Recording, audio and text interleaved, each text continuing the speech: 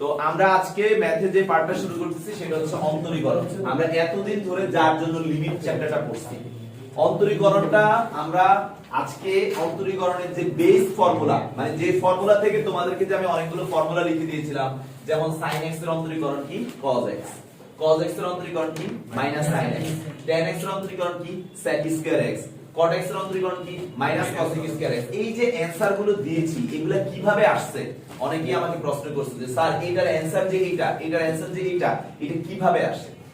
সেই কিভাবে আসাটা তো অবশ্যই অন্তরীকরণের যে রুট কনসেপ্ট, সেই রুট কনসেপ্টকে ফলো করে আসছে। তো সেই রুট কনসেপ্টটা, ওই রুট কনসেপ্টটা নিয়ে আমরা কি করব, আজকে আলোচনা করব এবং শিখব। আচ্ছা, তো সেখানে আমি তোমাদেরকে অন্তরীকরণের যে মেইন ফর্মুলাটা, যেটা থেকে সবাইকে সংজ্ঞায়িত করা যায়, সেটা আজকে আমি বেসিকটা শিখাবো ভালো করে। এক, দ্বিতীয় হলো এই যে আমি বোর্ডে যে সূত্রগুলো লিখেছি, মানে সূত্র না, টপিকস গুলো লিখছি, 10টা কোশ্চেন আমি এখানে দিছি, এদের প্রত্যেকের অ্যানসার কিন্তু আমরা জানি, কিন্তু সেটা আমি তোমাদেরকে এখানে লিখি নাই। আমি এখানে যেটা লিখছি সেটা হচ্ছে মূল নিয়মে, মূল নিয়ম মানে কি, যেভাবে অন্তরীকরণের সূত্রটা প্রমাণ হয়ে আসছে ওই কনসেপ্টটাকে ব্যবহার করে প্রত্যেকটার অ্যানসার বের করতে হবে। আর এখান থেকে একটা আমাদের ইন্টারমিডিয়েট বোর্ড পরীক্ষায় আসবেই, এই জন্য আমি উপরে লিখছি 4 আসবে, মানে 4 মার্কস তোমাদের কনফার্ম। এই অঙ্ক কয়টা সলভ করে 10টা অঙ্ক সলভ করলি। এখন 10টা অঙ্কের বেস এবং বেসিক এবং মূল থিম সেম, সেটা করার জন্য তাহলে কি আমাদের অন্তরীকরণটা বুঝতে হবে। তো ভাইয়া আগে অন্তরীকরণের সংজ্ঞাটা বা কনসেপ্টটা বুঝাচ্ছি, তারপরে সূত্রটা প্রমাণ করে দিচ্ছি, তারপরে এগুলো শিখাচ্ছি, ঠিক আছে? আচ্ছা, তো অন্তরীকরণ এই কথাটা হচ্ছে, অন্তরীকরণ হচ্ছে একটা প্রক্রিয়ার নাম। একটা কিসের নাম? প্রক্রিয়ার নাম। এখন যাকে অন্তরীকরণ করা হয় তার যে রেজাল্টটা আসে, সেই রেজাল্টটাকে আমরা বলি অন্তরজ বা অন্তরক সহগ। তার মানে আমি sin x কে কি করতেছি, অন্তরীকরণ করতেছি, করার পরে তার কাছ থেকে যে মানটা পাচ্ছি সেইটা হচ্ছে আমার অন্তরীকরণের পর প্রাপ্ত রেজাল্ট, যার নাম হচ্ছে অন্তরজ বা অন্তরক সহগ। তাহলে sin x এর অন্তরক সহগ কি? cos x। কথা বুঝতে পারছো? তো এখন এই অন্তরক সহগ বা অন্তরজ কাকে বলে, অন্তরীকরণ কাকে বলে, এটা একটু বুঝাবো তোমাদের। স্যার আমি একটা ফাংশনের কথা বলি, ধরেন f of x। এখন এই ফাংশনটা মধ্যে কি একটা চলরাশি থাকবে, সেটা x এর সাপেক্ষে বললে x এর চলরাশি, y এর সাপেক্ষে বললে y এর চলরাশি, সময়ের সাপেক্ষে বললে সময়ের চলরাশি, কোনো না কোনো একটা কি থাকবে, চলমান রাশি থাকবে। যে কোনো ফাংশনই কি একটা চলমান রাশি দিয়ে তৈরি। যেমন एग्जांपल ধরো আমি যদি বলি যে y f of x মনে করো x স্কয়ার প্লাস 2, মনে করো এটা কি একটা ফাংশন না? এই ফাংশনের চলরাশি কি x, এটা চলরাশি। আমরা এটাকে চলরাশি বলবো না অধীন রাশি বলবো? এটা অধীন রাশি, কারণ এইটার মানের উপর ভিত্তি করে ও চলতে থাকবে, ঠিক আছে? তার মানে এটা তো ফাংশন। অধীন রাশিটা হচ্ছে একটা ফাংশন, আর চলরাশি হচ্ছে যাকে আমাদের স্বাধীন চলরাশি দিয়ে যেটা তৈরি। তো এখন স্যার এই স্বাধীন চলরাশিটাকে আমি যদি একটু পরিবর্তন করি, ধরো এখানে x এর জায়গায় আমি যদি এখন x + 1 দেই, তাহলে কি আমার ফাংশনটা চেঞ্জ হয়ে যাবে না? মানে আমি যদি চলরাশিটাকে চেঞ্জ করি তাহলে কি আমাদের ফাংশনটাও চেঞ্জ হয়ে যাবে। তাহলে যদি কোন একটা ফাংশন f of x হয় এবং ওই ফাংশনের একটা চলমান রাশি যদি কে হয় x, তাহলে ওই x কে যদি আমরা ক্ষুদ্র করে একটু একটু করে চেঞ্জ করতে থাকি, তাহলে আমাদের ফাংশনটাও কি হবে, একটু একটু করে চেঞ্জ বা পরিবর্তন হতে থাকবে। এখন এই যে পরিবর্তন হচ্ছে আমার চলরাশিটাও আবার কি ফাংশনটাও, এদের যে পরিবর্তনের হার, হার মানে তো জানি একটাকে আরেকটা দ্বারা ভাগ করতে হয়, অনুপাত। অনেকে আজকে আমি জিজ্ঞেস করছি হার বলার সাথে সাথে বলে সময় দ্বারা ভাগ, এটা কিন্তু একটা ভুল কথা।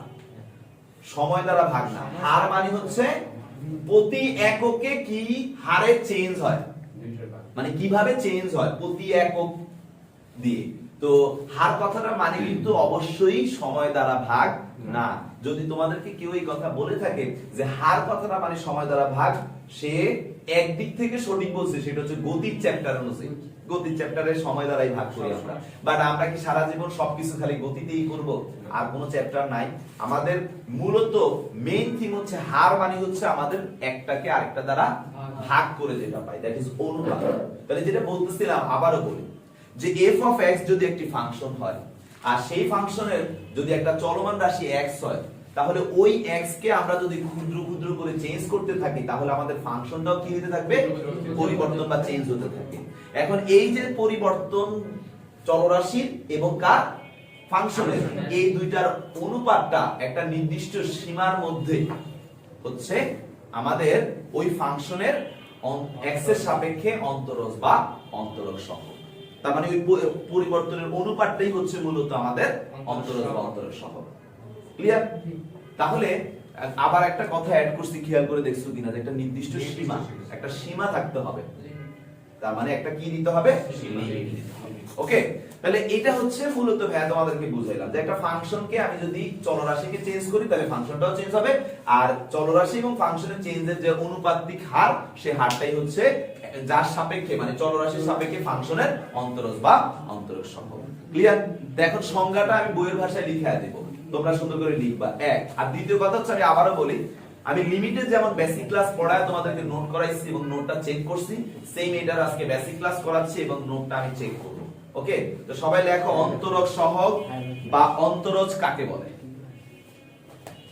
অন্তরক সহগ বা অন্তরজ কাকে বলে? হ্যাঁ, তাহলে কি sir dd x of sin x, x এর সাপেক্ষে sin x এর যে পরিবর্তনের হার ওটাই বলে? Exactly. Okay, y is equal to f of x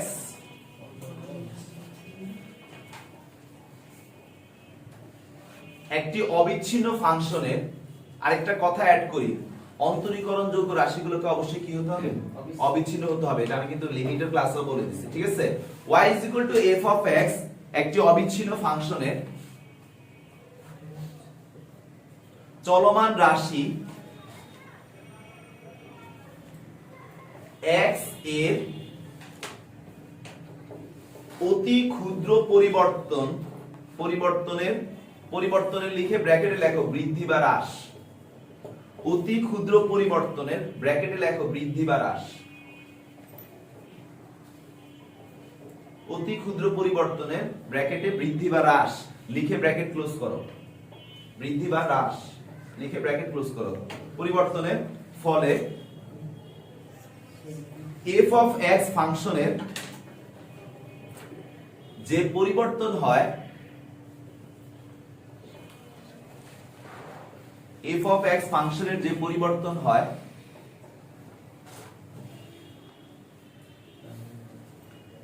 একটি নির্দিষ্ট সীমায় ওই পরিবর্তনের হারকে, একটি নির্দিষ্ট সীমায় ওই পরিবর্তনের হারকে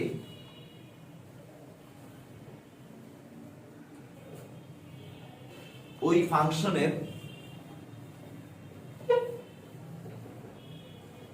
x এর সাপেক্ষে অন্তরজ বা অন্তরক সহগ বলে। x এর সাপেক্ষে অন্তরজ বা অন্তরক সহগ বলে। আর এই সম্পূর্ণ প্রক্রিয়াটিকে অন্তরীকরণ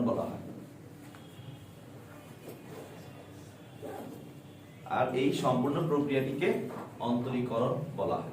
তাহলে ভাই আমি আবারও বলি, দেখো তোমরা সুন্দর করে, এখন তো লিখছো, তোমরা মিলাও। তার মানে আমাদের একটা ফাংশন, আমি সামারিতে যদি বলি, একটা ফাংশন যার একটা চলমান রাশি কি থাকবে, x। ওই x কে আমরা যদি ক্ষুদ্র পরিমাণ বাড়াই বা ক্ষুদ্র পরিমাণ কি করি, কমাই, তাহলে আমাদের ফাংশনটাও হয় কিছুটা বেড়ে যাবে, না হয় কিছুটা কমে যাবে। তাহলে এদের মধ্যে কি একটা পরিবর্তন হয়েছে না? ওই পরিবর্তনটুকুর একটা নির্দিষ্ট সীমার আন্ডারে যে অনুপাত পাই, মানে হার পাই, সেই হারটাই হচ্ছে ফাংশনের চলরাশির সাপেক্ষে কি অন্তরীকরণ, মানে অন্তরজ বা অন্তরজ সহগ। কনসেপ্ট কি বুঝা গেছে? এই কনসেপ্টটাকে ধরে তাহলে কি সংজ্ঞাটা কিন্তু আমাদের আসলে সূত্র প্রমাণের পুরো প্রক্রিয়া বলে দিছে। তাহলে এখন আমি আমার মতো করে যদি বলি, তোমরা একটু দেখো, যে ধরি একটা ফাংশন, ধরি আমরা এখন প্রমাণ করতেছি, অন্তরীকরণ সূত্র তৈরি করতেছি। হ্যাঁ, আমরা এখন কি বের করব, হেডলাইন দিতে পারো অন্তরীকরণ সূত্র প্রতিপাদন। তো অন্তরীকরণ সূত্রটা কি, ধরি একটা ফাংশন f of x, ঠিক আছে, ধরি f of x এর একটি চলরাশি কি x, সবাই কি দেখতেছো? আচ্ছা, ধরো একটা ফাংশন f of x এর একটি চলরাশি হচ্ছে x। এখন x কে কিছুটা বৃদ্ধি করলে অর্থাৎ x প্লাস h করলে ফাংশনটি হয় f of x plus h। আমরা x কে কিছুটা বৃদ্ধি করছি, কিছুটা মানে কতটুকু? h পরিমাণ বৃদ্ধি করছি। তো স্যার তাহলে আমার কি চেঞ্জ হইছে না? তাহলে অতএব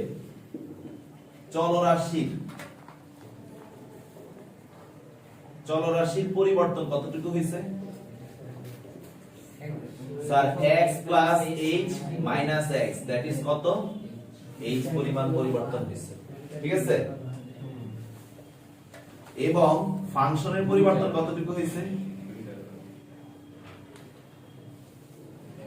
ফাংশনের পরিবর্তন is equal to f of x plus h minus f of x। সবাই একটু ভালো করে লক্ষ্য করেন, তো যদি এটাই হয় আমাদের কি পরিবর্তনের হার is equal to f of x plus h minus f of x divided by h। কিন্তু স্যার আমরা যে অন্তরীকরণ করতেছি, অন্তরীকরণ মানে কিন্তু আসলে একটা নির্দিষ্ট সীমার মধ্যে পরিবর্তনের হার, তাই না? এক, আবার আরো স্পেসিফিক ভাবে যদি আমরা লিমিটকে আয়না বলি, লিমিটকে আনবো কেন? কারণ আমাদের একটা সীমা বলে দিতে হবে, যেহেতু সীমা বলা মানে লিমিট আসছে। আর অন্তরীকরণে আমরা আসলে মূলত যে কোনো কিছু তাৎক্ষণিক পরিবর্তন, আমরা এর আগে শিখে আসছি ক্যালকুলাস মানে কি কোনো অবিচ্ছিন্ন রাশি তাৎক্ষণিক পরিবর্তনের হার কথাটাকে নির্দেশ করে, রাইট কিনা? তাহলে আমরা যদি তাৎক্ষণিক পরিবর্তনের কথা বলি, তখন আমাদের যে জিনিসটুকু আমরা চেঞ্জ করছি, যে h পরিমাণ আমি বাড়াইছি বা কমাইছি, সেই h এর মান কি হইতে হবে? যে কোনো কাল্পনিক ক্ষুদ্রতম সংখ্যা থেকে ক্ষুদ্র হইতে হবে, যার মানে হচ্ছে h near about to 0 tends to 0। তাহলে আমরা কি করব? তাহলে অতএব তাৎক্ষণিক পরিবর্তনের হার, তার মানে আমাদের ক্যালকুলাসের অন্তরীকরণ মানে কিন্তু আসলে কি পরিবর্তন? তাৎক্ষণিক। তাহলে অতএব তাৎক্ষণিক পরিবর্তনের হার, তখন আমাদের লিমিট দিয়ে দিতে হবে। পরিবর্তনের হার is equal to limit h 0 এর কাছাকাছি f of x plus h minus f of x divided by h। আর এইটাকে আমরা আসলে প্রকাশ করব হচ্ছে f prime x is equal to limit h tends to 0 f of x plus h minus f of x divided by h। এটাই হচ্ছে আমাদের অন্তরীকরণের সূত্র। যে কোনো রাশিকে অন্তরীকরণ করার জন্য মেইন সূত্র, মূল নিয়মের মেইন সূত্র, মূল সূত্র হচ্ছে এইটা। তো স্যার আপনারা লেখা স্টার্ট করার আগে একটা কথা বলবো, এই f প্রাইম x টাই কিন্তু আসলে আপনারা যাকে বলেন dy বাই dx, সেই dy বাই dx যাকে বলেন সেই কিন্তু এটা। অথবা আপনারা এটাকে এভাবেও লিখতে পারতেন, y মানে কি f of x না, তাহলে df of x divided by dx এটাও লিখতে পারতেন।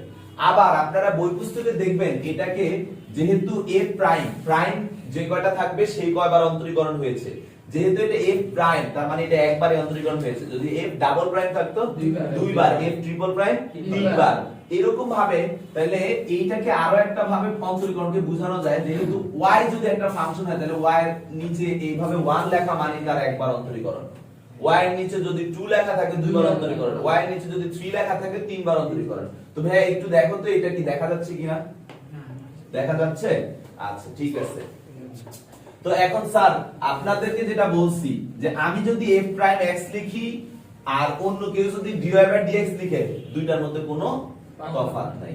আমি যেহেতু এগুলোকে ফাংশন আকারে বলে আসছি, তাই এখানে এইভাবে ফাংশন আকারে লিখে দিয়েছি। বাট এটাই হচ্ছে আমাদের মেইন ফর্মুলা। এমসিকিউ তে যদি আসে যে যেকোনো একটা অন্তরীকরণের মূল সূত্রটা কি, তাহলে f prime x limit h tends to 0 f of x plus h minus f of x divided by h, যেখানে h এর মান কার কাছাকাছি? 0 এর কাছাকাছি। তাহলে এই কনসেপ্টটুকু তুলে ফেলেন, আপনারা অন্তরীকরণের সূত্র প্রতিপাদন করছেন। স্টার্ট করো। তো আমরা যেটা করলাম, যে এই পুরো কনসেপ্টটা কি সবার মাথায় ঢুকছে? জি জি। আমরা কি করছি? একটা ফাংশনের চলরাশিকে কিছুটা চেঞ্জ করছি। ওইটা রেসপেক্টে টোটাল ফাংশনের কতটুকু চেঞ্জ হইছে সেই চেঞ্জটুকু আমরা বের করে নিছি এবং চলরাশির কতটুকু চেঞ্জ হইছে সেটাও বের করছি। তাহলে এটা হচ্ছে চলরাশিটার কতটুকু চেঞ্জ হইছে, এটা হচ্ছে ফাংশনটার কতটুকু চেঞ্জ হইছে। এই দুইটা পরিবর্তনের অনুপাত করছি, মানে কি বের করছি, হার বের করছি। কিন্তু আমাদের ক্যালকুলাসের যে অন্তরীকরণ সেটার মানেটা হচ্ছে একটা নির্দিষ্ট সীমার মধ্যে আনতে হবে। সীমা লিখবো, আর সীমা লেখার ক্ষেত্রে আরেকটা বিষয় মাথা রাখতে হবে, আমরা যেহেতু ক্যালকুলাস অন্তরীকরণ বা ক্যালকুলাস মানে তাৎক্ষণিক হইতে হলে ব্যবধান প্রায় জিরোর কাছাকাছি থাকতে হবে। একটার সাথে আরেকটার ব্যবধান কি হইতে হবে, প্রায় জিরোর কাছাকাছি। তাই আমাদের লিমিটটা হইছে লিমিট h টেন্ডস টু 0 দিয়ে এই হারটাকে লিখছি। তাহলে h এর মান শূন্যের কাছাকাছি হইলে এই পরিবর্তনের হারটাকে আমরা বলে থাকি তাৎক্ষণিক পরিবর্তনের হার, যাকে আমরা কিভাবে লিখবো, a প্রাইম x অথবা dy বাই dx অথবা df of x by dx অথবা y1, যেটা খুশি লিখতে পারো, কোনো সমস্যা নাই। ইজ ইকুয়াল টু হচ্ছে এই যে ফর্মুলাটা। তাহলে আজকের পর থেকে যে কোনো রাশি পরিবর্তনের মূল ফর্মুলা যদি আমি বলি তাহলে এটা আমাকে লিখে দিতে হবে, মনে থাকবে? তো চলেন স্যার আমরা এখন এই মূল ফর্মুলা ব্যবহার করে sin x কে অন্তরীকরণ করলে আমরা সবাই জানি অ্যানসার কি cos x, কিন্তু মূল ফর্মুলা ব্যবহার করে আমরা আজকে বের করব আসলে কেমনে cos x আসলো। তোমরা আমাকে অনেকেই ফিজিক্স ক্লাস করানোর সময় বলছো স্যার এগুলা যে আপনি লিখে দিচ্ছেন আমাদের sin x এর answer cos x, cos x এর অ্যানসার sin x কিভাবে আসছে। তো আজকে সেই দিন আমি আপনাদেরকে এখন শিখাবো। আমি আজকে আপনাদেরকে এই রিলেটেড পার্টটা শেষ করব, ত্রিকোণমিতিক পার্টটা আপনাদের আমি করায় দিব, হয়তো 3টা বা 4টা করায় দিব, আর বাকিগুলো আপনারা বাসায় SW করবেন। তো ভাইয়া এখানে x লিখছি, এখানে 2x লিখছি, এখানে 5x লিখছি, এর মানে এই না যে ভাই x 2x 5x আসবে, 3x আসবে না, 4x আসবে না, 5/2x আসবে না, যে কোনো কিছু আসতে পারে, বাট আমি একটা করায় দিলে তোমরা ওই কনসেপ্টটা বুঝতে পারবা, ওই অনুযায়ী হবে। এখানে 2 না থেকে 5/2 থাকতে পারে, সমস্যা আছে না? 2 তো একটা ধ্রুবক, 2 এর জায়গায় যে কোনো কিছু আসতে পারে। এখানে 2x না থেকে -2x ও থাকতে পারে, কথা বল। তাহলে যেটাই থাকুক আমরা একটা অঙ্ককে বুঝে বুঝে করলে যে কোন টাইপের অঙ্কই করতে পারবো। ওকে, যেমন আমি একটু খেয়াল করলাম, আমার কাছে খুব কষ্টদায়ক লাগছে, আমি 2 নম্বর অঙ্কটাতে একটু চেঞ্জ করছি, একটু, এটাই তোমরা অ্যানসার করতে পারবে। করছো 2 নম্বর অঙ্কটা কেউ করনি? তো যাই হোক, একটু চেঞ্জ, আমি যখন অঙ্কটা সলভ দিব তোমাদেরকে, তোমরা কইবা হায় হায় এটা মাথায় কাজ করলো না, তোমরা আবার ডিপ্রেশনে চলে যাবে। ভাই তাহলে আমি সলিউশন চাই না, ঠিক আছে? তো এত সহজ অঙ্কটা আমরা পারলাম না, যাই হোক এটা সমস্যা নাই। তো কোশ্চেনটা আসবে কিভাবে এই অঙ্কগুলো পরীক্ষার হলে, অঙ্কের ডাইরেক্ট লেখা থাকবে মূল নিয়মে অন্তরীকরণ করো। ওকে, মূল নিয়মে অন্তরীকরণ করো। তো আমাদের পরীক্ষার হলে আসবে কিভাবে এই জিনিসগুলা, যে 4 মার্কস অবশ্যই আসবে, সেটা লেখা থাকবে কিভাবে প্রশ্নে, ডাইরেক্ট লেখা থাকবে যে মূল নিয়মে অন্তরীকরণ করে প্রমাণ করো sin x এর মান cos x। হয় এভাবে আসবে, না হয় আসবে sin x এর মূল নিয়মে অন্তরক করো। কথা কিন্তু একই, তার মানে লেখাটা থাকবে মূল নিয়মে। তাহলে সুন্দর করে হেডলাইন দাও, মূল নিয়মে অন্তরীকরণ, মূল নিয়মে অন্তরীকরণ করো, মূল নিয়মে, মূল নিয়মে অন্তরীকরণ করো।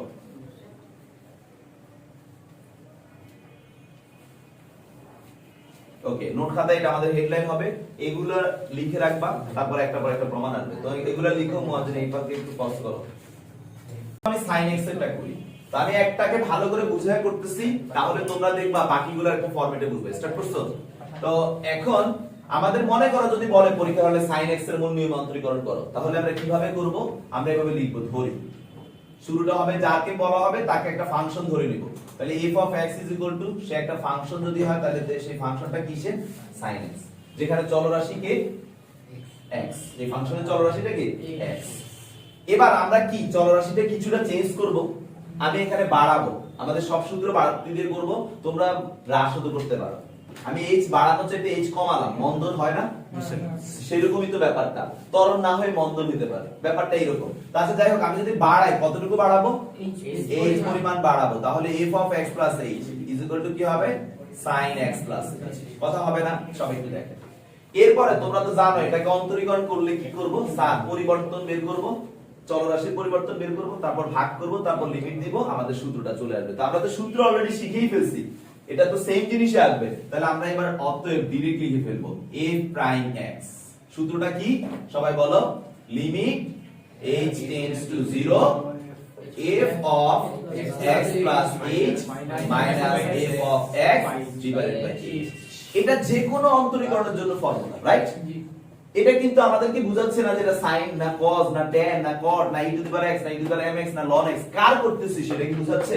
এটা সবার জন্য কমন। বাট এখন যখন আমি যারটা করব তার মান বসাবো এখানে, তাহলে আমরা মান বসাই। মান বসালে কি আসতেছে? Limit h tends to 0 f of x plus h, এটার এই অঙ্কের জন্য মান কত? sin x plus minus sin x divided by h। আশা করি বুঝতে পারছেন। এইবার কিন্তু এটা কিন্তু আর সবার জন্য প্রযোজ্য না, এটা শুধুমাত্র কার জন্য? বাট ভাইয়া এই লাইনটা দিয়ে বিভিন্ন ইউনিভার্সিটিতে, স্পেশালি আমি যদি শাহজালালের কথা বলি, সেখানে এই লাইনটা দিয়ে একটা কোশ্চেন এমসিকিউ আসছে। ওনারা তো একটু অন্য প্যাটার্নে কোশ্চেন করে, তো ওনারা এই জায়গা এই লাইনটা দিয়ে বলছে এটার অ্যানসার কত। আচ্ছা, এটা কিন্তু অলরেডি অন্তরীকরণ হওয়ার পরের লাইন, তাই না?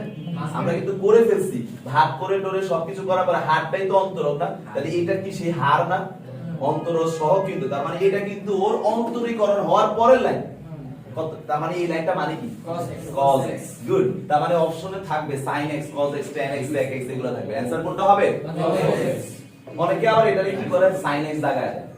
এটা তো sin x না, sin x কে পরিবর্তন করার পরে গিয়ে এই লাইনটা তৈরি হয়েছে না? যারা বেসিক বুঝে আসছে তারাই একমাত্র এটাকে সলভ করে আসতে পারবে। ওকে, কোন জায়গা থেকে কোশ্চেনটা তুলে নিছে খেয়াল করছো? অ্যাডমিশন এটা দিয়ে দিছে। ওকে, তো যাই হোক, আমি এর আগে এটাকে হাইলাইট করে দেইনি, এখন হাইলাইট করে দিচ্ছি কারণ জেনে রাখলাম। কিন্তু একটা বিষয় হচ্ছে যে এটা তো চলেই আসছে, নেক্সট টাইম যেটা আসবে এমন গ্যারান্টি নেই, আবার আসবে না তারও কিন্তু গ্যারান্টি নেই। হয়তো শাহজালাল দিয়েছে, সামনে ঢাকা ভার্সিটি দিয়ে বসতে পারে, অন্যরাও দিয়ে বসতে পারে। Okay fine. তো এইবার কি, এরপরে কিন্তু লিমিটের কাজ আপনারা কিন্তু জানেন।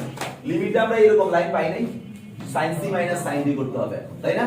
তাহলে আমরা কি করব, যে লিমিট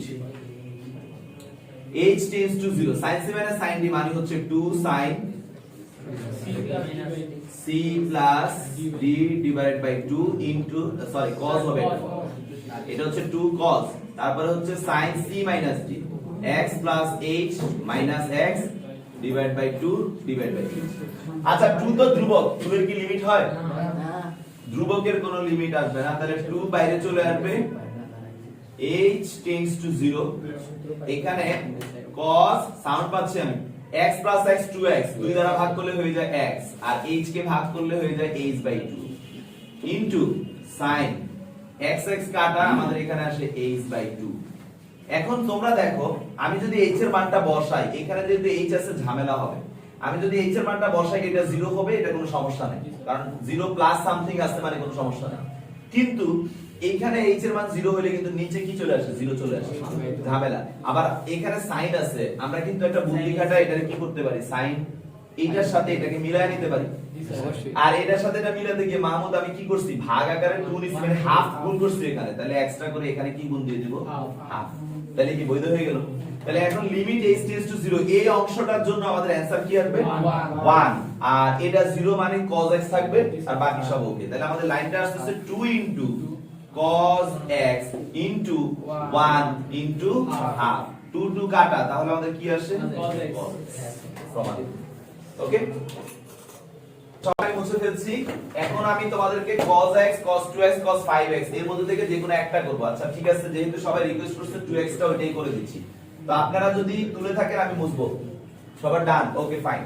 তো এবার আমাকে হেল্প করবে হচ্ছে কি হলো এহসান আদনান। কিভাবে করব তুমি বলতে থাকবা, আমি লিখতে থাকবো, ঠিক আছে? আমি তোমাদেরকে পরীক্ষার হলে এখন দিলাম যে cos 2x এর মূল নিয়মে অন্তরীকরণ করো, তাহলে এটাকে কিভাবে করতে হবে? ওকে ফাইন, ধরে নিব এটাকে একটা ফাংশন ধরে নিব, তাই তো? তাহলে f of x is equal to cos 2x, সবাই একটু খেয়াল করেন। তারপর কিছুটা বাড়াইতে হবে বা কমাইতে হবে, মানে পরিবর্তন করলাম, তাহলে এই পরিবর্তনটার ফাংশন হবে এটা। এই জায়গায় সবাই একটা ভুল করে, সবাই লেখে কি 2x plus h। না, ওকে, আমি পরীক্ষার হলে পরীক্ষা নিলে 95% খাতায় পাই 2x plus h। যদি ভাই আপনি কি না শিখে পরীক্ষা দিতেছেন নাকি? মানে পরীক্ষাটা মানে এরকম SW দিলে আমাকে দেখায়, আমি প্রত্যেকটা কোশ্চেনে সবাই আমাকে বলে ভাই ভুল হয়েছে কোথায়, আমি তো কোনো ভুল খুঁজে পাই না। আসলে ভুলটা হচ্ছে কি, আমরা চেঞ্জ করছি x এর জায়গা, আমি তো 2 এর জায়গা চেঞ্জ করিনি।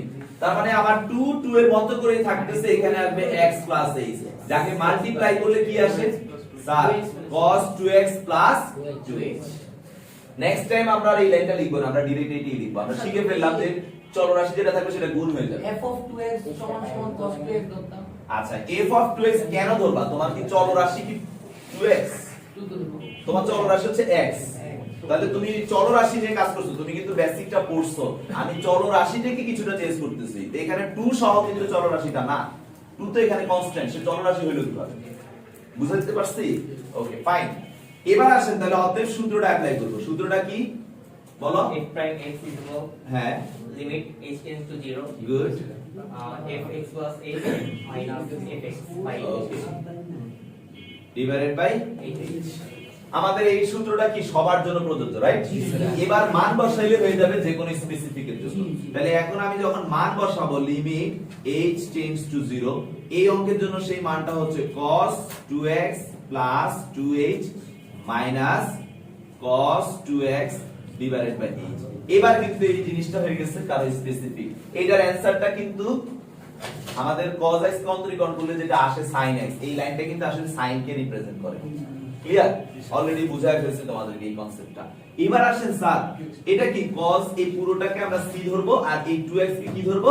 d। তাহলে cos c cos d এর সূত্রটা আমরা সবাই জানি যে আমাদের সূত্রটা হচ্ছে 2 sin, তাহলে c বলতে 2x plus 2h plus d বলতে 2x divided by 2 into sin d minus c, d বলতে 2x minus 2x minus 2h divided by 2 divided by h। Very good, সবাই সূত্র খুব ভালো পারতেছো মাশাআল্লাহ। ক্যালকুলাসের সূত্র ভালো পারা মানেই কিন্তু ক্যালকুলাস খুব ইজি হয়ে যাওয়া। এখন স্যার এখানে 2 কি ধ্রুবক? মুয়াজ্জিন জি স্যার, 2 ধ্রুবক যদি হয় তাহলে এখানে আমাদের যেটা আসছে sin। আচ্ছা 2x কত হয়? 4x, 2 দ্বারা ভাগ করলে কত হয়? 2x। তার মানে এটা হয়ে যায় 2x plus 2h by 2 মানে কি শুধু h। আচ্ছা এবার এখানে আসো, 2x কাটা, 2 কাটা মানে থাকে sin minus h। আমরা এটাকে ডাইরেক্ট মাইনাস sin h লিখলে সমস্যা আছে? কিন্তু মাইনাসটা লেখার পরে ব্র্যাকেট দিতে হবে, নাহলে অনেকে ভাবে এটা মাইনাস ওইটা, কিন্তু আসলে তো মাইনাস না, গুণ আকারে। খুব বড় একটা ভুল করে ফেলে এই লাইনেও। এরপরে কি আসতেছে? এরপর আসতেছে 2 লিমিট h টেন্ডস টু 0, মাইনাসটাও সামনে নিয়ে আসলে হয়ে যাচ্ছে -2 sin, সবাই একটু খেয়াল করো 2x। আমি কিন্তু এই রাশিটার জন্য h এর মান বসালে কোনো সমস্যা নেই, কিন্তু এই h টাকে কি করতে হবে? ভ্যানিশ করতে হবে। তাহলে এখানে আমাদের আসছে sin h, আবার নিচে আছে h, তার মানে কি এই অংশটুকুর জন্য আমাদের অ্যানসার কি আসবে? 1। আর এখানে বসাইলে 0, তাহলে ফাইনালি অ্যানসার আসছে -2 ইনটু sin 2x ইনটু 1। তাহলে অ্যানসার আসছে -2 sin 2x। আশা করি সবাই বুঝতে পেরেছেন। এটা নিয়ে আনে, তুমি তার পাশে যা পড়ালেই করো। ওকে, তো আমরা এই কোশ্চেনটা অলরেডি বুঝলাম। আমাদের cos 2x কে অন্তরীকরণ করার পরে মূল নিয়মে আমরা যে অ্যানসারটা পাইছি সেটা হচ্ছে -2 sin 2x। তো এইভাবে ধারাবাহিকভাবে আমরা ফলো করে আমি তোমাদেরকে আরো একটা করাবো, এখন tan 5x টা করাবো। ওকে, তো tan 5x করাইলে tan এর মধ্যে আমি যে নিয়মগুলা যেটা নিয়ে কথা বলবো সেটা জানলে এই পরের তিনটা পারবা। tan পারলে তো cot এমনিতেই পারবা অটোমেটিক্যালি, কারণ tan এর উল্টা কি? cot। আর sec cosec আমি tan যেভাবে করতেছি সেখানে বলে দিলেই তোমরা বুঝতে পারবা। তো আমাদের যে কাজ এখন সেটা হচ্ছে পরবর্তী tan 5x নিয়ে কাজ করা। তো tan 5x এর ক্ষেত্রে আমাকে হেল্প করবে এবার হচ্ছে হাসিব। ওকে, হাসিব বলবে আর আমি লিখবো। ওকে, তো সবাই মোটামুটি ভাবে বুঝতে পারছো। তো এখন যদি পরীক্ষার হলে হাসিব বলে যে tan 5x এর মূল নিয়মে অন্তরীকরণ করো, হ্যাঁ, তাহলে আমরা কিভাবে করব বলো? ধরি fx ওকে, ধরতে বলতেছো, ঠিক আছে ধরতেছি। ধরি f of x যাকে অন্তরীকরণ করতে বলা হয় তাকে লিখবো। ওকে, tan 5x, তারপর কি করতে হবে? f of x plus h তার মানে কিছুটা বাড়াতে হবে, f of x plus h is equal to, এবার কিন্তু আমি ডাইরেক্ট লিখে ফেলছি, সবাই দেখেন 5x plus 5h ডাইরেক্ট লিখে ফেললাম। তারপরে অন্তরীকরণ সূত্রটা বলেন। Limit h tends to 0, limit h tends to 0, তারপর tan 5x f of x plus h f of x plus h minus f of x divided by h। না direct করলে আমি কেটে দেব, মার্কস কেটে দেব। বয়স কত? লিমিট h টেন্ডস টু 0, এবার মান বসাবো কি sir, tan 5x plus 5h minus tan 5x divided by h। এবার আমরা কি করব, এবার একটু খেয়াল করো, লিমিট চ্যাপ্টারে দেখো তোমাদের এরকম tan something minus tan something এভাবে যখন আসছে তখন কিন্তু আমরা সেটাকে সাইন কজে ভেঙে নিয়ে সলভ করি, মনে পড়ে? তাইলে যখনই তোমাদের সাইন কজ কেন করবা, কারণ তোমরা একমাত্র সূত্র জানো sin c plus sin d বা cos c plus cos d বা cos c minus cos d বা sin c minus sin d, but tan c minus tan d দিয়ে কিন্তু কোনো সূত্র আমাদের নাই। তাহলে আমাদের এই tan বলো cot বলো sec বলো cosec বলো এদের যখন এইরকম লাইনটা আসবে তখন তোমাদের কাজ হচ্ছে তাদেরকে কিসে ভেঙে দেওয়া, sin cos ভেঙে দেওয়া, নাম্বার 1। নাম্বার 2 হচ্ছে sin cos এ ভাঙার পর কি করব, তারপরে ভাই লসাগু করতে হবে। কি করতে হবে? এই লসাগু করে তুমি যখন একটা লাইন শেষ করে ফেলবা তখন দেখবা অটোমেটিক্যালি অঙ্ক এবার ফিনিশিং এর দিকে চলে যাচ্ছে। তার মানে তোমাদের tan cot sec cosec এই ধরনের যদি মূল নিয়মগুলো আসে তখন তোমাদের কাজ হচ্ছে তাদেরকে sin cos এ ভেঙে সলভে যাও, ঠিক আছে? তাহলে ভাইয়া এখন আমরা যেহেতু tan করতেছি তাহলে এইটাকে আমরা এখন ভেঙে ফেলবো। তো tan কে ভাঙলে আমাদের কি আসে, sin 5x plus 5h divided by cos 5x plus 5h। এইভাবে একই রকম ভাবে এটা sin 5x divided by cos 5x divided by h। কি বলছি, ভাঙার পরে কি করতে বলছি, লসাগু। গুড, তাহলে আমরা এখন লসাগু করতেছি। তাহলে আমরা লসাগুতে যদি চলে যাই, এখানে আমাদের যেটা আসতেছে সেটা হচ্ছে cos 5x plus 5h into cos 5x। এবার এখানে লসাগু করলে তোমরা তো ছোটবেলা থেকে শিখে আসছো, এই লাইনটা আমি ডিরেক্ট করে ফেলতেছি, এটা আর এটা যেহেতু আছে এটা বাদ, এটাকে গুণ হবে। তাহলে আমাদের লাইনটা আসতেছে sin 5x plus 5h into cos 5x। সবাই কি দেখতেছেন? মাইনাস আবার এটা আর এটা যেহেতু মিলে গেছে এটা বাদ, এটাকে গুণ হবে। তাহলে আমাদের আসতেছে cos 5x plus 5h into sin 5x। যারা অলরেডি সূত্র জানে তারা বুঝে ফেলছে যে একটা সূত্র আসতেছে এখানে, ঠিক আছে? একটা সূত্র আসতেছে। সূত্রটা আমাদের কি স্যার, আমরা সবাই জানি যে sin a cos b minus cos a sin b, এই সূত্রটা হচ্ছে sin a minus b, আমাদের ত্রিকোণমিতি চ্যাপ্টার নাম্বার 7.2 এর ফার্স্ট ফর্মুলাগুলোর মধ্যে, ঠিক আছে? তো আমরা তাহলে এর পরে থেকে করি। এরপরে আমাদের এখানে যেটা আসতেছে লিমিট h টেন্ডস টু 0, এটা যেহেতু নিচে আছে এটা নিচে চলে আসবে। তাহলে cos 5x plus 5h into cos 5x into h, আর উপরে থাকতেছে আবারও বলি sin a cos b minus cos a sin b, এটা সূত্রটা কি, sin a minus b।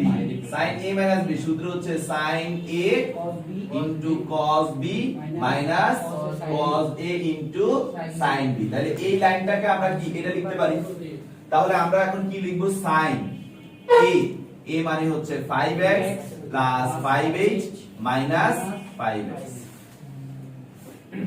তো স্যার লাইনটা কি আসতেছে, তাহলে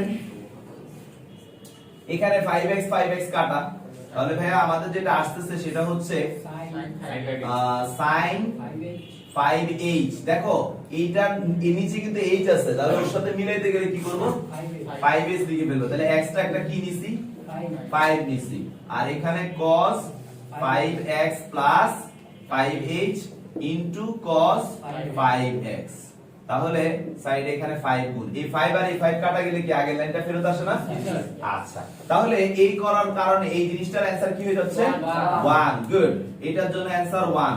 আবার এখানে h এর মান যদি বসাই 0 হয়ে গেলে এইটুকু কি থাকে, 1 by cos 5x into cos 5x into 5। তো স্যার এটা কি cos স্কয়ার 5 না 5x না? তাহলে আমরা কি ডাইরেক্ট লাইনটা লিখতে পারি না যে 5 sec স্কয়ার 5x। কথা কি? তো স্যার এখন এই হচ্ছে আমাদের আজকের ক্লাসের আমি যে নির্ধারণ করে রাখছিলাম, অ্যালট করে রাখছিলাম, সেটা হচ্ছে কি যে আমাদের এই ত্রিকোণমিতিক পার্টটার মূল নিয়ম শেষ করব। তো আমি কিন্তু তোমাদেরকে তিনটা থেকে তিনটা দেখায় দিছি, ওকে? আপনাদের কাজ হচ্ছে sin cot x করে ফেলবেন, sec x কিভাবে ভাঙবে, ওই যে 1/cos এ ভাঙা তারপরে লসাগু করবেন, তারপর দেখবেন অঙ্ক অটোমেটিক্যালি নিজের গরজে চলে আসছে। একই রকম ভাবে cosec x, ওকে? যদি প্রবলেম হয় আমাকে জানাবেন, আমি আগামী ক্লাসে দেখাবো, কিন্তু আপনারা এই HW টা করে আমার জন্য নিয়ে আসতে হবে, ক্লিয়ার? এটা হলো একটা কথা। আর দ্বিতীয় কথা হচ্ছে কি হলো যে আমরা নেক্সট ক্লাস থেকে আর এতগুলো একসাথে শিখবো না। আমি নেক্সট ক্লাসে e to the power mx পড়াবো আপনাদেরকে, এরপরে অঙ্ক করাবো। মানে এরপর থেকে আমি আর মূল নিয়মের জন্য ভাবে সময় নষ্ট করব না, শুধু অঙ্ক করাবো। আর আরেকটা কাজ করা যায়, আপনারা যদি বলেন না স্যার এক কাজ করেন নেক্সট ক্লাসে সবগুলা শেষ করে একবারে অঙ্কে চলে যান, তাও করতে পারি। তাহলে একটা ক্লাস পুরো লাগবে কিন্তু, মানে এখানের একটা এখানের একটা এখানে দুইটাই আমার করে দিতে হবে। এরপর এখান থেকে x to the power n অথবা 5x টু দি পাওয়ার 4 এগুলো আমার করে দিতে হবে। যদি তোমরা বলো যে ভাই পুরোটা শেষ করে অঙ্কে যাই, তাও করতে পারি। আর যদি বলো না একটা একটা করে ডেইলি শিখবো আর অঙ্কের মধ্যে থাকবো, সেটাও করা যায়।